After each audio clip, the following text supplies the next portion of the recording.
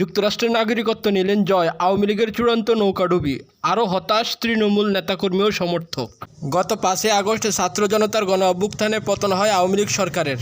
সেদিন দেশ ছেড়ে পালিয়ে ভারতে যান শেখ হাসিনা। শীর্ষ নেতারা প্রায় সবাই ভারতসহ বিভিন্ন দেশে পালিয়ে গেছেন, অনেকেই গ্রেপ্তার হয়ে কারাগারে আছেন। এর মধ্য দিয়ে দলটির সাংগঠনিক ভিত্তি পুরোপুরি ভেঙে পড়ে, সারা দেশে নেতাকর্মীরাও দ্বিধাগ্রস্ত। এমত অবস্থা দেশের রাজনীতিতে আওয়ামী লীগের ফিরে আসার ক্ষীণ সম্ভাবনা ও শেখ হাসিনার উস্কানিমূলক বক্তব্য এবং ভুল সিদ্ধান্তে শেষ হয়ে যায়। ছাত্র জনতার দাবি ও আন্দোলনের মুখে দলটির সব কার্যক্রম নিষিদ্ধ করে অন্তর্বর্তীকালীন সরকার। এসব ঘটনার মধ্যে সম্প্রতি মার্কিন যুক্তরাষ্ট্রের নাগরিকত্ব নিয়েছেন হাসিনা পুত্র সজীব ওয়াজেদ জয়। শেখ হাসিনার পর যাকে দলের ভবিষ্যৎ কাণ্ডারি হিসেবে মনে করা হতো, তার এমন সিদ্ধান্তে দলের নেতাকর্মীরা হতাশ। এর মধ্য দিয়ে আওয়ামী লীগের চূড়ান্ত নৌকাডুবি হয়েছে বলে মনে করেন সংশ্লিষ্টরা।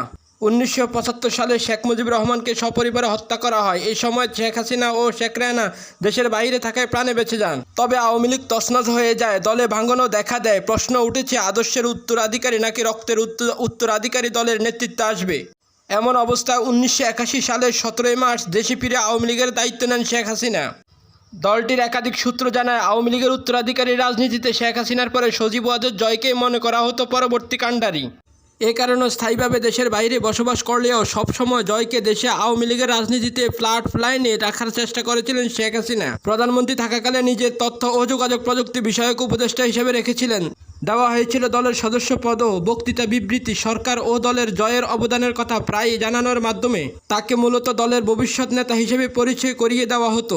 অন্যদিকে বিগত বছরগুলোতে দল ও সরকারের জয়ের একচ্ছ প্রভাব ছিল। জয়ের কোটা ক্যাবিনেট মন্ত্রী এবং সংসদে এমপি থাকার আলোচনায় ছিল দলের অভ্যন্তরেও। বিশেষ করে আইসিটি সেক্টর সহ আরও বেশ কয়েকটি সেক্টর পুরোপুরি ছিল জয় ও তার পছন্দের লোকদের নিয়ন্ত্রণে। আওয়ামী লীগ ও সহযোগী সংগঠনের ছিল একই অবস্থা।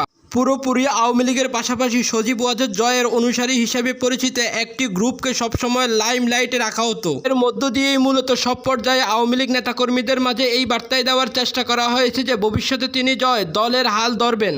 আওয়ামী লীগ নেতাদের ভাষ্য, উত্তরাধিকারী রাজনীতি দলের নেতাকর্মীদের কাছে শেখ হাসিনা পরিবারের মূলত দুইটি ধারা ছিল গ্রহণযোগ্য। শেখ হাসিনার পরে দলের নেতৃত্বে শেখ রেহানা বা তার ছেলে রাদওয়ান সিদ্দিকী ববি আসবেন, নাকি শেখ হাসিনার ছেলে জয় বা পুতুল আসবেন, এ নিয়ে ছিল মূলত আলোচনা। শেখ হাসিনা চাইতেন জয়ই এই দায়িত্বে আসুক, ফলে আনুষ্ঠানিক ঘোষণা না দিলেও তিনি সবসময় জয়কেই সামনে রাখার চেষ্টা করতেন।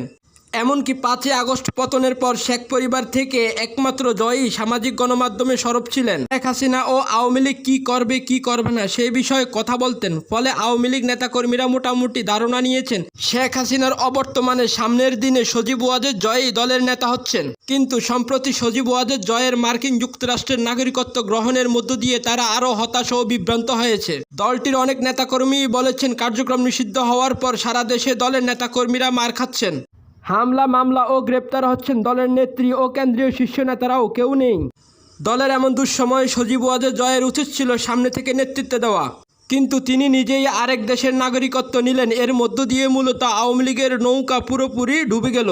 জানা গেছে, শনিবার ওয়াশিংটন ডিসির ইউএস সিটিজেনশিপ সেন্টারে আয়োজিত এক নাগরিকত্ব শপথ অনুষ্ঠানে অংশগ্রহণ করে যুক্তরাষ্ট্রের নাগরিকত্ব গ্রহণ করেন সজীব ওয়াজেদ জয়। শপথ অনুষ্ঠান শেষে তাকে নাগরিকত্ব সনদপত্র প্রদান করা হয়।